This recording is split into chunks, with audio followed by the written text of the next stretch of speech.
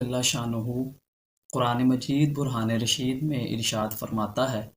یا ایہا الرسول کلوا من الطیبات واعملوا صالحا انی بما تعملون علیم۔ اے رسولو، پاکیزہ چیزیں کھاؤ اور اچھا عمل کرو، بے شک میں تمہارے کاموں کو جانتا ہوں۔ اللہ تبارک و تعالیٰ نے اس آیہ مبارکہ میں اپنے رسولوں کو دو چیزوں کا حکم ارشاد فرمایا، ان میں سے ایک رزق حلال کھاؤ اور دوسرا اعمال صالحہ کو اختیار کرو۔ تو اللہ تبارک و تعالیٰ نے اپنے رسولوں کو ان دو کاموں کا حکم ارشاد فرمایا تاکہ ان کاموں کی عظمت اور ان کی اہمیت کو اجاگر کیا جا سکے، اور دوسری حکمت ان کو حکم دینے کی یہ ہے کہ نبیوں کا عمل امتیوں کے لیے باعث ترغیب ہوتا ہے۔ جب وہ دیکھیں کہ ہمارے نبی جو ہیں وہ اس طرح کے اعمال بجا لا رہے ہیں تو ہمیں بھی چاہیے کہ ہم بھی اس طرح کے اعمال کو کریں۔ اور جب ہم اپنے تقاریر میں اور خطبوں کے اندر حضور نبی کریم صلی اللہ تعالیٰ علیہ وآلہ وسلم کی سیرت پہ روشنی ڈالتے ہیں، آپ کی عادات مبارکہ کو بیان کرتے ہیں، آپ کے اخلاق کریمانہ کو بیان کرتے ہیں، تو مقصد یہی ہوتا ہے کہ جو سامعین ہیں، جو سننے والے ہیں، ان کے لیے عمل کا ذریعہ بنے، وہ اس سے مدنی پھولوں کو چننے کی کوشش کریں۔ تو خود نبی کریم صلی اللہ تعالیٰ علیہ وآلہ وسلم نے اس آیہ مبارکہ کی روشنی میں بیان فرمایا، جس کا مفہوم ہے کہ اللہ تبارک و تعالیٰ پاک ہے، وہ پاک چیزوں کے علاوہ کسی اور چیز کو قبول نہیں کرتا۔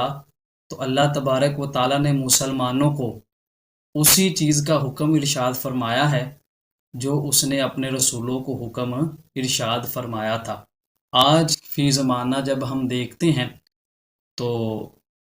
کمانے کے حوالے سے بہت سمجھے کہ لا علمی ہے۔ آج لوگوں کو اس چیز کی تو فکر ہے کہ میں مال کس طرح کماؤں، میں امیر کیسے ہوں، لیکن اس طرح بالکل ہی توجہ نہیں ہے کہ جو میں کما رہا ہوں آیا یہ درست طریقے پر بھی مشتمل ہے یا نہیں، یہ میں حلال ذریعہ بھی اختیار کر رہا ہوں یا نہیں۔ یاد رہے کہ اللہ تبارک و تعالیٰ کی اطاعت اور بندگی کے لیے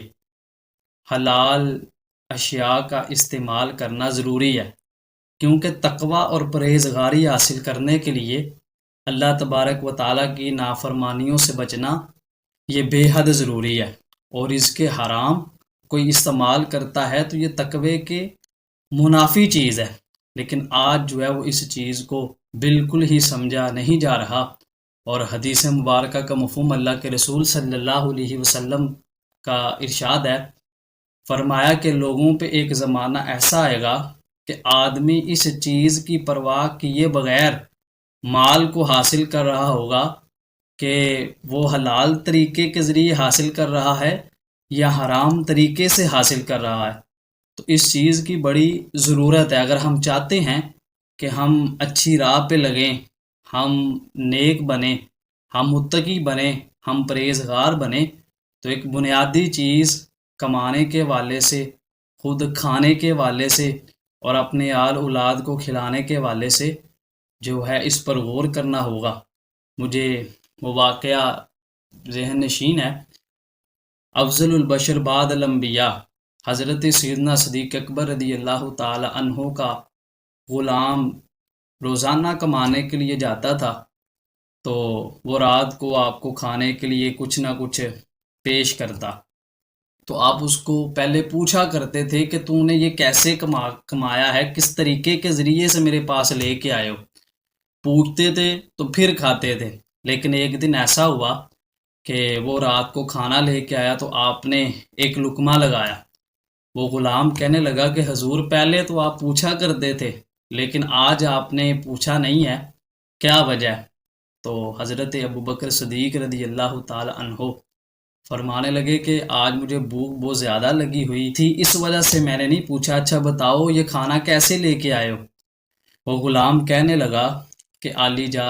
زمانے جاہلیت میں نے ایک بندے پہ منتر پڑا تھا، تو ایوز جو تھا وہ رہتا تھا اور اس نے وعدہ کیا تھا کہ میں بعد میں دوں گا۔ آج اس کے یہاں شادی تھی، جو اس کے طرف سے رہتا تھا مال،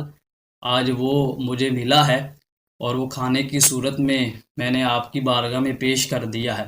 جب یہ بات سنی تو حضرت سیدنا صدیق اکبر رضی اللہ تعالیٰ عنہ نے کہہ کرنا شروع کر دی، کہہ ہو نہیں رہی، تو بعد حضرات نے کہا کہ پانی لیں، پانی کے ذریعے سے یہ معاملہ جو ہے وہ آسان ہو جائے گا۔ بہرحال آپ نے وہ نکال کر ہی جو ہے وہ دم لیا۔ تو کہنے والے نے کہا کہ حضور آپ نے ایک لقمے کو نکالنے کے لیے اتنی مشقت کی ہے؟ تو آپ کا جواب سنیے گا۔ آپ فرمانے لگے کہ مجھے اس ایک لقمے کو نکالنے کے لیے اپنی جان بھی دینی پڑتی تو میں اپنی جان بھی دے دیتا، لیکن حرام کا لقمہ وہ کبھی بھی اپنے پیٹ کے اندر ہرگز نہ رہنے دیتا، کیونکہ میں نے اللہ کے محبوب صلی اللہ علیہ وسلم کو فرماتے ہوئے سنا ہے کہ جس بندے کا جسم حرام سے پلتا ہے وہ دوزخ کے زیادہ لائق ہے۔ اللہ تعالیٰ کی بارگاہ میں دعا کرتا ہوں کہ اللہ تبارک و تعالیٰ ہمیں رزق حلال کمانے، کھانے، کھلانے کی توفیق عطا فرمائے، آمین، بجاہ خاتم النبیین صلی اللہ